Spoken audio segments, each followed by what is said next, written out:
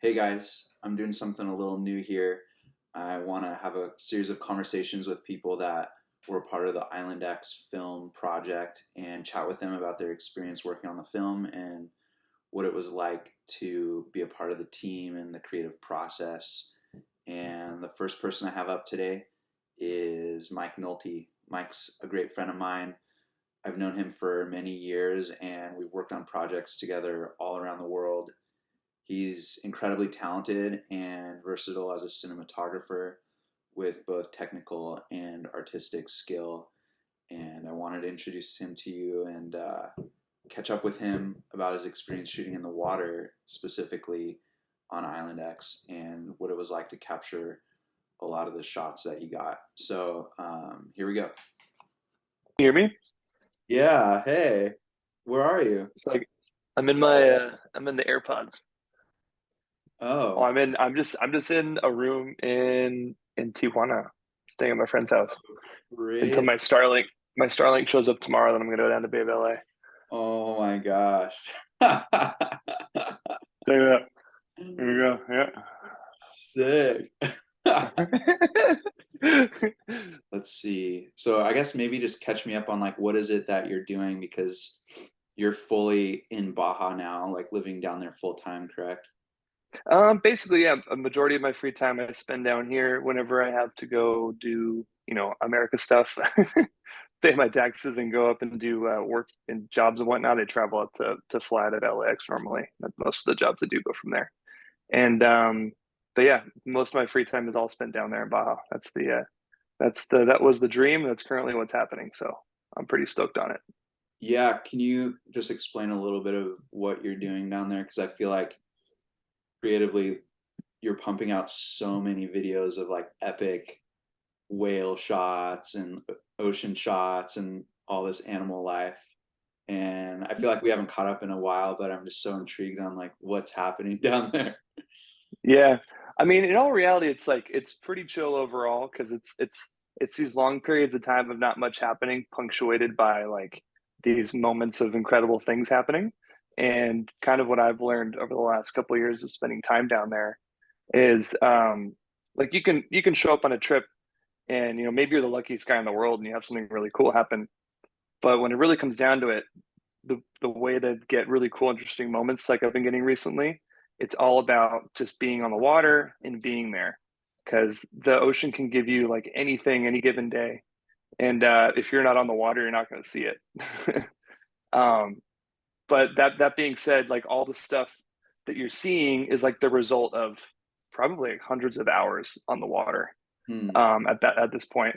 And yeah, it's just a lot of it's sort of luck, but it's a bunch of time spent basically, and that's how most of the stuff happens. Like last month, I was with my friend Forrest Galanti, or was that 2 months ago? And I wasn't going to go out because he was there for like a month or so, and we had been going out for like a week on the boat every single day. And he's like, "Oh, we're gonna go tomorrow if you want to come." I was like, "I'm good. I gotta like do laundry and do some stuff."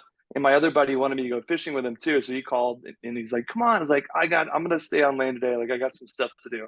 The only reason why I want you to, if you guys like see something crazy, like specifically if you see orcas, can you just please radio me? That's the only reason why I, Well, there's like orcas abandoned. down there, huh? They're randomly there. Wow. And that morning, I literally said that to my buddy and to Forrest. I was like, the only reason why I'd want to hop out is if there's orcas. So if you see them, please call me. I'll try and get out there. But otherwise, I got some stuff to do today. And like an hour later, I'm sitting in my room and I get like a message from Roberto, who lives in the house down below where I'm at, and he's like, "Hey, they're calling for you on the radio." And I run down and grab the radio, and sure enough, it's my buddy Marcos. He's like, "Hey, go get on a boat right now. Like the orcas are probably I don't know 10 minutes away from town, like out just off in the channel, and like they're going north." So I instantly grabbed all my stuff and drove straight over to Forrest's house, who was just loading onto a boat there actually, and hopped on with him. And then we spent like the entire day with him and got some incredible stuff. Whoa. Um, So I'm but guessing like that's how it happens. Like I haven't seen him in like a year basically, and then that uh, happens. that's just crazy because I always think of orcas as being like really cold water, far north. That's a trip. Yeah. Is that something like what's the vibe in terms of jumping in the water with them? Is that just completely out of the question? So you're technically they're dolphins, right? So in Baja with the correct permit, so you can technically get in. Most people in the area where we're at don't have that. Um, but I can definitely tell you that I've done it before.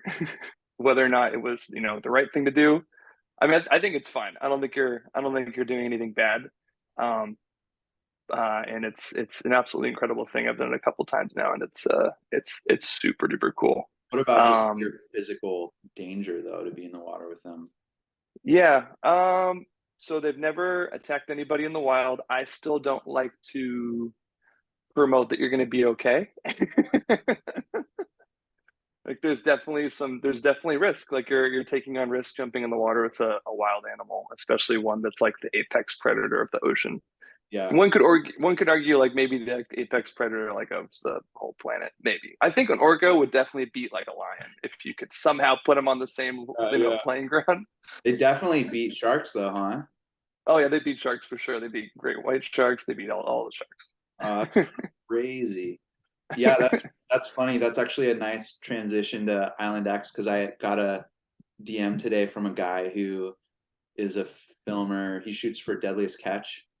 Oh cool. He was Hmm. telling me that he spent a lot of time up in that area where we were, and then he was showing me links to all these photos in the same area that we were of orcas just going ham on fish like off the back of their boat. And he said he saw them chasing seals onto the beach and like bouncing them on the beach and Yeah.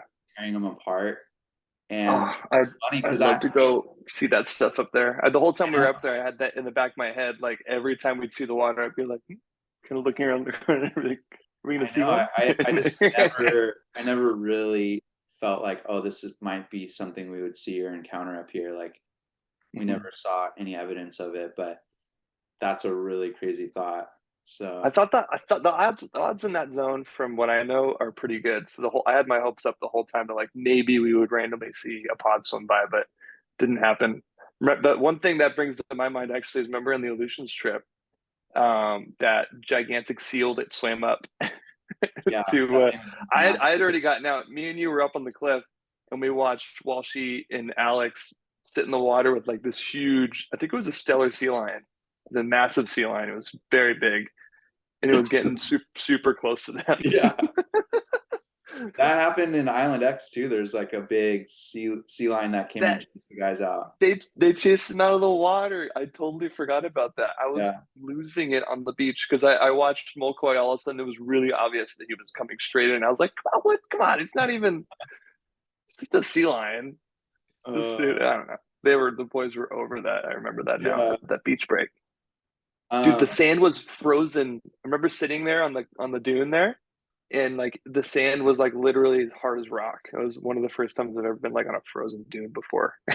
yeah. Can you like just explain a little bit of what it was like to shoot in the water for that film? Because I feel like the water footage from Island X really made the film in a lot of ways because like for myself, all the cold water surf films I've done over the years, I've done some water shooting, not a ton. Hmm.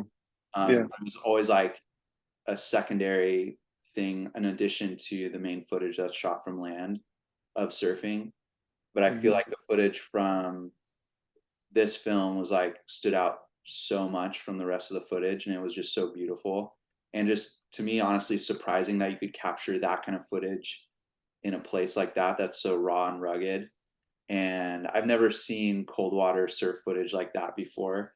So like can you walk through just what it was like on those, I think it was two sessions where you swam in the water, right? Yeah, we did a couple of them, but there was like two main ones. Yeah, I don't know how many times. I don't even remember how many times I got in. I did the beach break a couple times, and then we did the that slabby wave. I don't know what we're calling that one. Yeah, Ricardo's corner. yeah. We did Ricardo's corner that one Oh, day, and then Carter's corner is the left point. yeah. But then what's the Dreamland peaky thing of the Yeah, I left think and it's right? like the gate. The gate. Okay, there Yeah. we go. So we swam the gate. I swam. Ricardo's Corner a couple of times, and the beach break a few times. Um, they were all different. And something I thought that was actually super surprising is that for some reason the water on the north side of the island was not as cold as the water on the south side, Hmm. Yeah. which I thought was super weird because the coldest sessions I had for sure were when we were on the beach break, and I was swimming out there with Mark, and we were freezing our butts off for a couple hours. Um, let's think. Hmm. So filming from the water on the trip for sure was that was my favorite part. That was like the one of the things I got to do that was different than usual, right? Because I've filmed from land for a very long time, and I love getting in the water whenever it's possible. And it being cold water stuff got me so much more excited. 'Cause I don't know, it's for me, it's super foreign. I did the Aleutians with you that one time, which honestly was like only 2 or 3 times in the water. And for me, just seeing any kind of a perfect wave, if it's barreling specifically, like I love waves that barrel. I just get so excited, and I don't know, it makes it so much easier to get in. If it wasn't for the fact that I was like watching these waves that we looked at previously in the trip, we're like, well, what if it just came the different direction, or if the wind went this way, and then you show up and it's doing that, like the stoke that you're feeling is more so what got me out there in the first place. Yeah. Yeah. Because honestly, if you think about it and how cold it is and the conditions and the wind and the fact that it's snowing sideways, like it's not very appealing Yeah. when it comes down to it. But the excitement of just like seeing the surf and seeing how good it is just would help me get it, actually get out there to do it. Yeah, it's such a crazy visceral experience to actually be in the water submerged in conditions like that. Yeah, You think totally. did your experience shooting in the water come mostly from your time with Alex over the years shooting him, or where did you learn to do that, or how did you like get into that? Ironically, not really, because most of the time when I was working with Alex, we would be at more so like big wave spots. So we'd be like at Big Chopu, or go to Mavericks, or Jaws, or Pipeline, those kind of places. And all those spots, a water shot, any of those places is like an accessory to the story, right? And the main shot that you need to make sure you accomplish is like your it's normally a boat shot or a jet ski, um, or something like that, because it's most of those waves are such big playing fields that if you're in the water, you have really high chances of maybe missing half of the ride. So most of the time, I wasn't swimming with those trips with Alex because I was on a vessel or something like that to make sure I was able to capture the entire wave.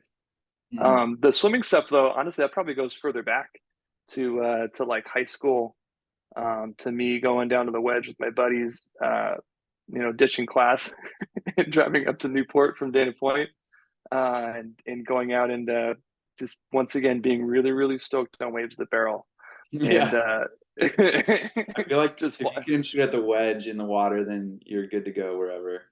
yeah, exactly. So that was probably like the main training when I was, in my teenage years in high school was spending time swimming there and having one or two times when like I don't think I actually almost drowned, but like I was very, very exhausted. and then actually making it through that and going like, well, that's not that bad. I can handle something bigger than that. Yeah. You did spend time with Alex shooting in the water occasionally, though, yeah. Occasionally, the probably the most water shooting I did with him was just more so playing around. But there would be trips where we would score so hard. There were other trips where we didn't score at all. Just a disclaimer. We probably did 4 or 5 trips where we went half around the world, didn't get anything. But there's other ones where you have such good content and so many good waves that when the waves drop a couple feet, it's still perfect and head high, but it's not double overhead. Mm. So now then it was time to play, which led to us doing some silly stuff like trying to pass off a GoPro in the barrel. Um, and I did another time with him in P-Pass in Micronesia, where it was raining sideways and I couldn't film. To change the GoPro battery, I had to put it up inside the boat console, up in a zone where the rain wouldn't come in because it was raining so hard. Wow. I couldn't even open up the little housing and change the battery in the thing anywhere because there was water everywhere. So like, I hopped in the water with him there, and there was like a clearing moment where the rain cleared up, and this big set came in, and I was in the right spot. And the day before, I was doing these like stupid selfies with empty waves behind me, and I told him, I was like, dude, Alex, I'm gonna do one with you behind me in the barrel. And he's like, haha. And then it actually lined up, and I fucking did it. It was really stupid, in hindsight, because like I don't know, I could have gone really wrong. Yeah. And then and then it, but the clip that we ended up getting was freaking crazy. Yeah, that was your Um, profile photo for years, huh? until I changed it from one for my own decks. Yeah. Yes. Um, hey, I have a question. So, like, when I think of Island X and like what you're describing of like shooting in really crazy conditions, like that Hmm. one day that you were talking about earlier where the waves were good all day long, that Yeah. was crazy because the winds were so extreme that day.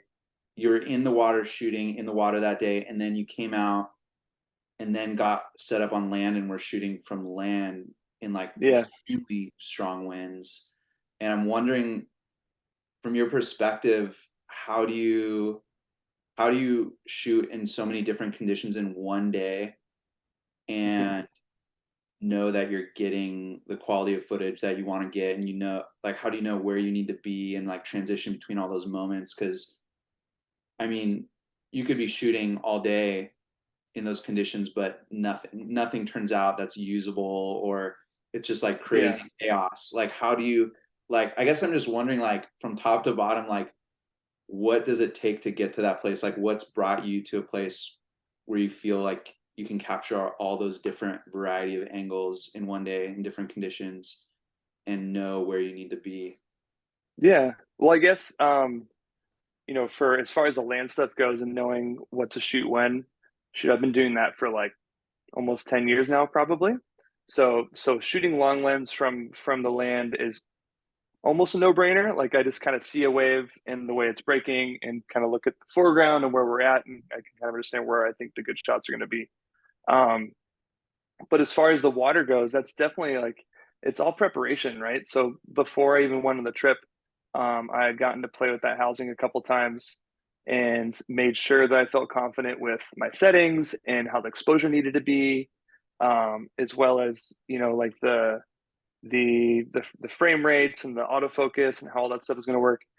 And so that when you're actually in the moment, then you're not really thinking too much about any of that stuff. You're just you're peeking at your screen between waves, kind of like looking at your exposure, seeing if you're in the right spot. And then the moment the actual wave comes, you just hit record and lock in because that's kind of all you got to do. As long as you're not dodging a wave or something, but still, you're just kind of locking yourself in. But that day specifically, where we shot all day, I remember actually coming into that with the mindset that because the previous day, Pete and I drove over there and looked at that same spot, and we saw this little wave, probably half the size of the ones we got the next day, kind of barrel and do the thing that we saw the day after that. And we went in with like the mindset of like, if we go back there tomorrow and there's some barrels throwing, like let's just go pull into some closeouts or try and just get some cool water shots. Like so that was in my mind and that was in Pete's mind because we had talked about that ahead of time. And then we pulled up and it was just going absolutely off its face. The thing was like full slab tubing, like doing this crazy double barrels down the point. So you And already had it in your mind that you might jump in the water there. yeah, that was kind of like Pete and I had talked about it. We were like, we have all these shots of doing turns and stuff like that, but we haven't really gotten any tubes. So like, well, even if we're not like making them, this it at least looked like a spot from the day before that he could maybe slip through a little barrel and kind of get some cool water shots. So like that was already like ticking as we were driving up, but honestly, I had no idea how good the wave actually was until we pulled up that day. Mm. It's incredible. Yeah, yeah. I feel like you're the master at putting together these little camera kits that are like Swiss Army knives that are like light and compact and get like really great quality footage. And I always wonder, like, I feel like shooting and filmmaking is such a creative process, but then I feel like so much of it is also like the tools you use and how you put it together. And I Hmm. think for myself, a lot of times I'm like, oh, I don't really care as much about the technical stuff. and I'm more interested in like the artistic side of it. And Yeah. sometimes then I'll like go too far in that direction and forget like, oh, it's really important to also have your gear super dialed, you know? And I feel like there's that little debate between like what's more important, the gear that you use or like the way you use it. Uh, Yeah. like what's your process behind like putting your kit together and figuring out what you want to use? Like, do you do a lot of experimenting or just like research online, or how do you do I, that? I, t- I tend to do, it's definitely some research online, and then it's actually using the stuff too, right? Um, which sometimes isn't the easiest thing, because to get your hands on all the different equipment to figure out which thing you like the most isn't the easiest. But when it comes down to it for me, I like to keep it really, really simple. So once I find a lens I like to use, if I feel like that covers like a lot of different shots for me, especially in this kind of a film where it's more of a creative film where you're able to maybe take time and do extra shots. It's not TV, television. You have to do zooms and stuff like that. Um, but because we're able to kind of like take our time with some of these things with this type of film, I always like to use primes. And for the Sony system that I was using on the trip, uh, the primes have incredible autofocus as well, which to me in the water specifically, it allowed us to do like a little bit um, lower of an f-stop, and a little bit more wide open of a shot, and still pretty consistently get good focus. And for me, that was huge, And that's something that as you've well been as able to figure out through like trying out a bunch of different systems. more so, probably more so playing around on the internet. And also that lens was in a price point that I was like, well, I love 35, and I like 1.8 seemed plenty fast to me. I didn't need to get the super expensive 1.2 or whatever the G Master one is. And just using that before we even did the trip, I just could tell I love the way it looked. I love the quality it had, and the way the bokeh was, and that the field and the autofocus, all those parts I was super happy with. So to me, it was an obvious choice to bring in the water. Because in on Island X, we're not shooting, like freaking pipeline or something where you're going to be getting in these huge tubes or something like that. So you don't need a really wide lens. You kind of want to go that mid range, so you can see the background still, and whatever else is in the area, but at the same time, you don't have to be super duper close because there's other guys shooting on the trip. You're shooting as well as Mark, and it was like that really nice middle ground, and it was tiny, and it made the whole thing, like the water housing, everything was this little bitty nug, which was Yeah. really, really, really easy to swim with. Which for me, that's a priority for sure, because I've swam red cameras and all kinds of stuff like that, and it's no fun. And I actually really enjoyed swimming with the little Aquatech housing setup I had this trip. Yeah, that's cool. So Hmm. I'm wondering, like, in retrospect, now that the film's out and everything, Yeah. what, why did you say yes to this project, and what did you think you were getting yourself into? Because, like, the whole process of this has been super organic and like major roller coaster, and like, there's been Hmm. times where, multiple times where it felt like everything was going to fall apart and nothing was going to come of it, and it's been Yeah. like very scrappy, and um everybody who's a part of this basically just contributed their own time and effort at the start to be a part of it and make it happen with no real guarantee of anything working out. So like, I don't know, I'm just amazed that the team that came together did come together multiple times to go back and like finish the film. And so yeah, like what was that like from your perspective? Like what, oh shoot, it says the meeting's gonna be over in 10 minutes. um well, in 10 minutes, We can reset it again. yeah, 10 minutes. What like what's your perspective on all that? I mean, for me, like, it's definitely your track record, Ben. I mean, for all the exploratory trips that you've done over the years have worked out super well. So when you asked me and said, "Hey, there's this interesting island we want to go to in the middle of the Bering Sea," first thing I was like, "Dude, I watched so much Diddley's Catch as a kid, and I couldn't even like imagine getting in the water in a place like that, but like just the idea of there being surf up there, I found that so intriguing.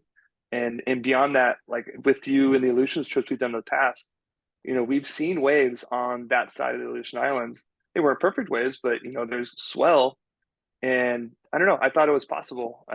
Definitely from past experiences with you, and it was an easy yes for me. Um, After the first trip we did, where we got good waves, but I felt like when it ended, there was like this like feeling of like, shoot, I feel like there's more, but like we didn't. I don't know. I feel like everyone involved thought that like the film needed a little bit more because we had that nice point break, we had that fun little beach break, but there wasn't like any kind of like a, I don't know. If we I almost felt like the whole time we were there, we never got the conditions. Mm. I remember feeling that way, where like it didn't really snow because we were just a little bit too early in the year. Um, and Well, it's just crazy that it did come together where everybody showed up a second time. yeah, First trip was like, whoa, there's potential here, but we don't know exactly how much. yeah, And it's crazy that everybody wanted to come back a second time.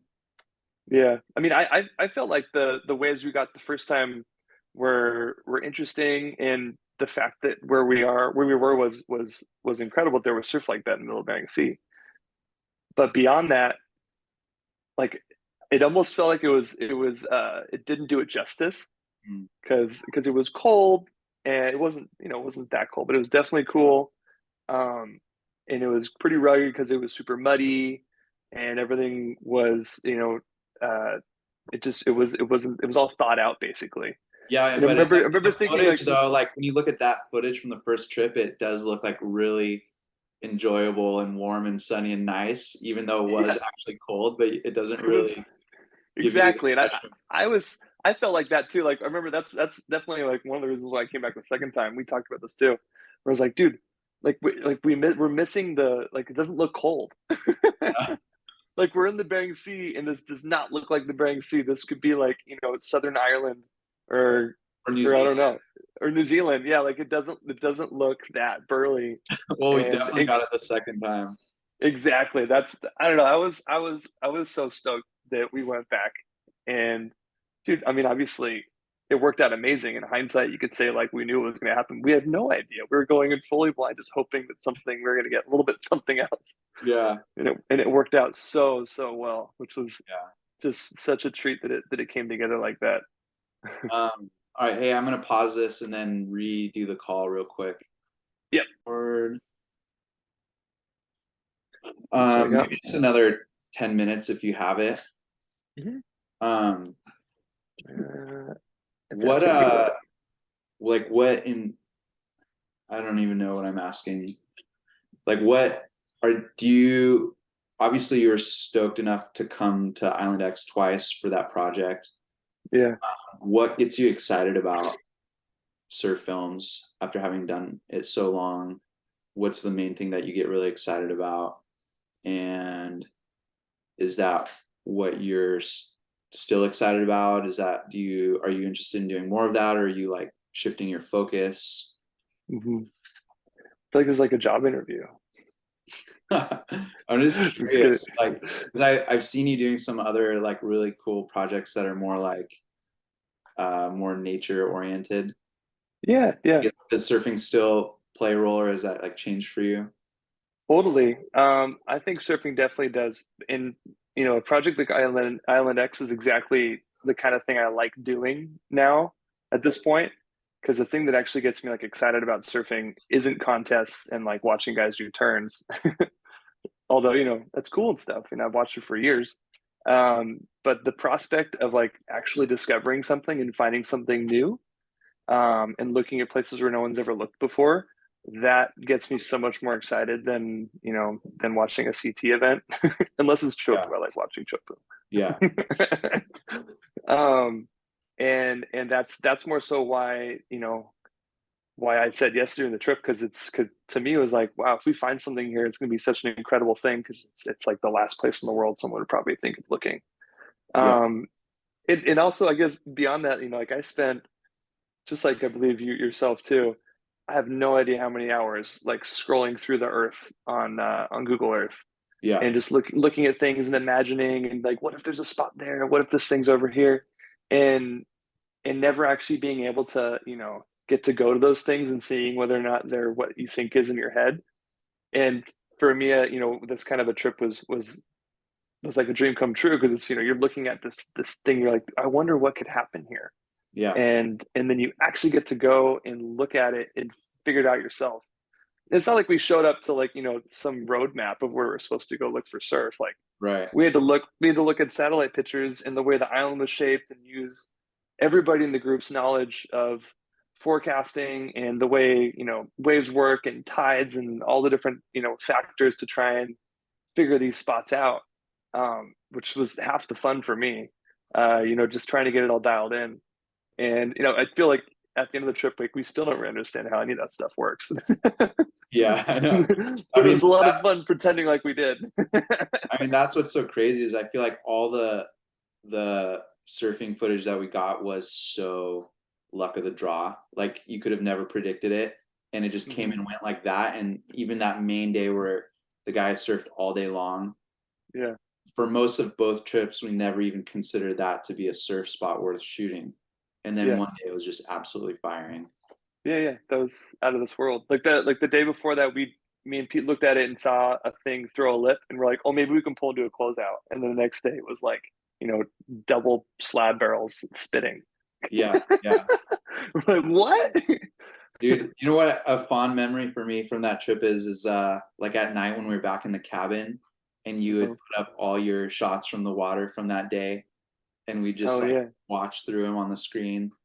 And that's I a feel live like surf that's movie. such a crazy thing as a filmmaker to just like vulnerably show all your footage from that day to the surfers who are out there and just let them look at it I and feel then like see it's that like the was half shots that you get and see the shots that you miss.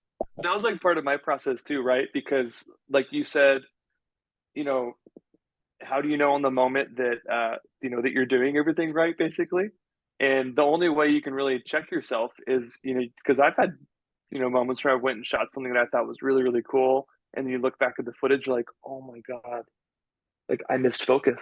Hmm. How did I miss focus? And then you just freaking kill yourself over it. You're like, I can't believe I screwed that up. And like for me, the moment I get back, especially after you get something like what we got, where you get like, like, oh my God, that was like the session. That was the most incredible surf that I could have ever imagined getting here. And you're like, I hope everything looks okay. And that's why, I normally like a lot of times it's rare for me to run back and eagerly to check footage. But when it's something like that, like I feel almost obligated just to make sure everything's going right. Because who knows, the next day maybe we might be going back there, or maybe we're going to another spot. And if there's anything that I wasn't doing right that was causing the footage to come out not how I wanted to, I could adjust and fix for that, as opposed to not looking at it and stashing it away until the end of the trip. Because then any mistakes you're making, you've made the entire trip and you can't make any adjustments. Yeah. What's But I your guess yeah, that was more so my thing there was just looking at it, and then everyone saw it and they wanted to see it. We watched it on the screen. It was so cool. That was such a beautiful day. I mean, the conditions were so buttery perfect. And there was a snowstorm, like a squall that blew through while you were out there. And like the Yeah, lighting conditions were changing the whole time and the way the light reflected on the water. And like it's so cool because you could see it actually shifting minute by minute as the clouds were moving. yeah. Really special. I still remember a specific squall when you were further down the beach I and got Mark was so next to me on mad. a hill. You got so smoked, and we were all sitting there. We're all sitting there, and you like see this dark cloud, and this probably like the third or fourth cloud that went over us, but this cloud was different than the other clouds, and it just went full darkness and just ripping wind. You got way more work than I did, I think. I got work and then I Um, was trying to like as soon as the clouds started to clear, everything was dusted with like a light yeah. outer sugar coating of snow and everything Hmm. looked so cool and the surfers were coming out of the water right then and the light was like bluish pink And and I everything was was like covered in snow. and I was trying to make my way down to the beach to where they were coming out of the water to shoot it Hmm. and so frustrated because I had this like huge tripod, big camera in like knee deep snow everything's like falling apart. And then you're just on the beach running around, like capturing every moment. Like I was like, how is this happening? Like you're already like on the right lens in the right place, and I'm like falling apart over here. Because my other lens was covered in snow. That's why I changed Oh my God. it. In sand too. It was like snow, sand, everything Yes. combined. Frozen sand is the worst. I remember so getting in the water there for me, it definitely was like an experience of convincing myself to do it because we had been there like two or three times before we had that beautiful day where me and Mark went out and we had that crazy lighting and it was gorgeous and peaky and probably the biggest we got that beach break. Um, because the previous days there'd be moments when I'm like, oh my God, like I should be out there. Like Mm, look at the wind right now and that one just barreled, like Pete just got spit out of the tube. Um, and you'd be second guessing yourself and you're like, shoot, should I be out there? And then 2 seconds later, it like changes and it gets dark and crummy, yeah, and then all of a sudden the sun comes out again, and you're like, ah. And yeah, that's why the first couple of sessions, like I chose to stay on the beach because I was like, wasn't sure whether or not it was worth it. And luckily, in the long run, it ended up being that like there was a certain day that it was really obvious like it's looks the biggest it's been, it's the peakiest, and everything was like covered in snow. The hill was all covered in snow. We climbed up and down, and luckily it was kind of like very obvious. The beach break was kind of like, hey, here you go. This is your time to go in the water. yeah, All those other times you were second guessing it, like this is now this is the yeah, moment, and it was just super obvious that was like the time to go for it. I yeah. lost my fin on that swim too. That's right. Yeah, and for me, it's so rad because when you have two people shooting, you can take the risk of having one person get in the water and maybe it's not the right call, but at Yeah. least you have two angles, and so that's so nice to have that, especially when you're in a place like that where there's maybe just 1 or 2 days where the Hmm. conditions get like that. So that's Yeah. that's really cool. Um, Hmm. Some beautiful yeah. light. So what I feel like there's this one side of the equation that's like filming surf, but then I also feel Hmm. like all the projects that we've done together, they're like you've shot so many projects in different environments, like even in Portugal and all these different places, Japan. And I Hmm. feel like I don't know if this is accurate or not, but like your time with Art Brewer and shooting with him like had a big played a big role in like your overall skill set and your approach to shooting and the artistry of it. Is that true? Hmm. Like, can you talk a little bit about that? Definitely. No, I'd say 100%. Art was a huge influence, and spending. I mean, shoot, I probably spent several years there inside the studio, um, there in Dana Point. Just helping go through old slides and digging through hard drives for things, and just getting to look at the way that Art looked at everything and his eye and the way he captured stuff, just being like influenced by it constantly, and getting to see, I guess more so like looking through tons and tons of film slides because you get to see the shots that didn't work out that aren't like his favorites and the ones that were the ones that you would pick, and getting to look at take the open the curtains up and getting to look at the entire process and how he achieved the images and the looks that he got, um, was massive. It's probably the reason why I'm doing everything that I do today. I can't say probably, it definitely is. Yeah. And that, I mean, that's kind of a crazy experience to have to get to look behind the curtain on how that is created, right?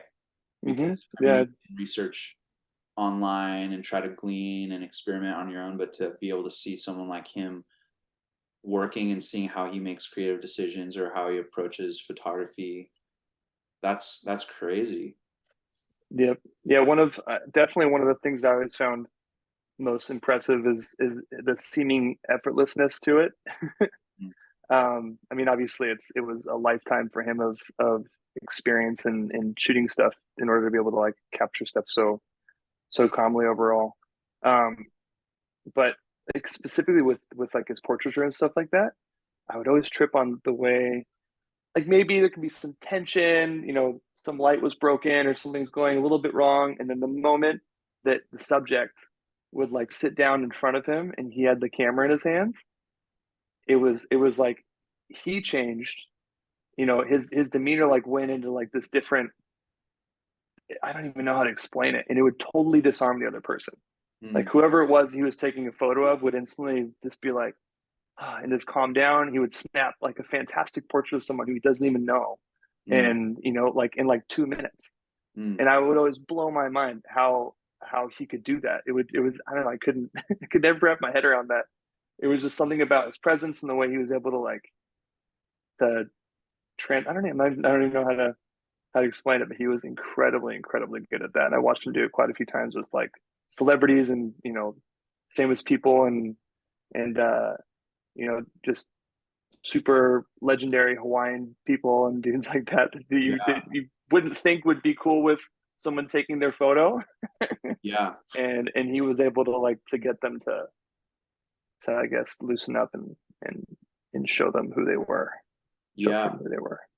I- Mhm. Is there anything that comes to mind that you kind of carry with you from that time in terms of shooting and approach to artistry that sticks with you or that is just a part of your process?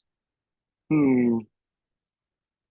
I'd say other than the way that he shot stuff being like imprinted in my mind, and definitely like there's a catalog of photos he's taken that's up in here that whenever I'm looking at something, I be like, oh, that's kind of like the shot art did that one time, and Mm, having all that stuff kind of like inside of my head. I mean, other than that, I guess it's just his influence was massive. Yeah, I don't know. I'm not even sure how else to explain it. mm. If it wasn't for working and spending time with him, like once again, I wouldn't be doing any of this stuff today. And and his approach will forever be ingrained in my head. Yeah, that's cool. I'm not really sure how to. Yeah. What uh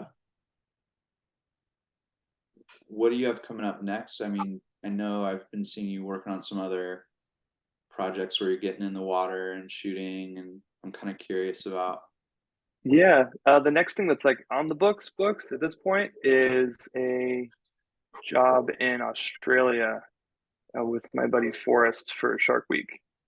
Um, and I'm not sure exactly what I'm allowed to say about it, but it's in Australia and it's going to be on Shark Week next year.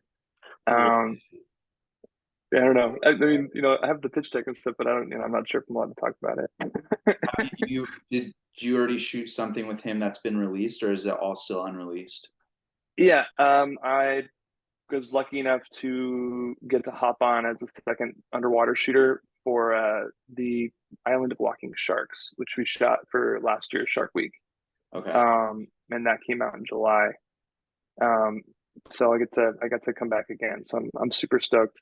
I can't believe like I even got the opportunity to do it when I even got put. He said I was going to maybe be in the mix to like be an alternate or something like that, and then all of a sudden like the other options fell away, and I was the person who was probably going to get to do it. I was like, what? Couldn't Yeah, believe it. that's And wild. just a disclaimer. Like I was doing a lot of scuba diving, and I've definitely, I'm scuba certified. I learned when I was probably 16 or something, but I haven't scuba dived that much. And I definitely said that I totally could, and it worked out totally fine. 'Cause I spent my entire life free diving and all that kind of stuff, but I didn't really know what I was doing. Oh my gosh. I can relate to that too. I mean, how many projects have you just agreed to do something and you're like, "Oh, I'm gonna figure it out." Yeah, and it was incredible because like there's like just scuba diving, which I was comfortable with and all that stuff, but then you're using these much larger housings that maybe I've gotten to touch two or three times ever, Mm, and then using these lights that are that I've never gotten to play with before, but all the different tools I was familiar with because I've used them all before. So I was like, yeah, of course, we can figure this out. Not a big deal.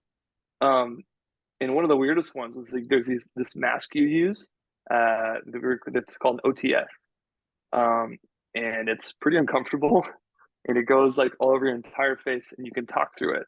No And way. that was just bizarre. Like the first time, like, are you gonna put this on? And I was like, what?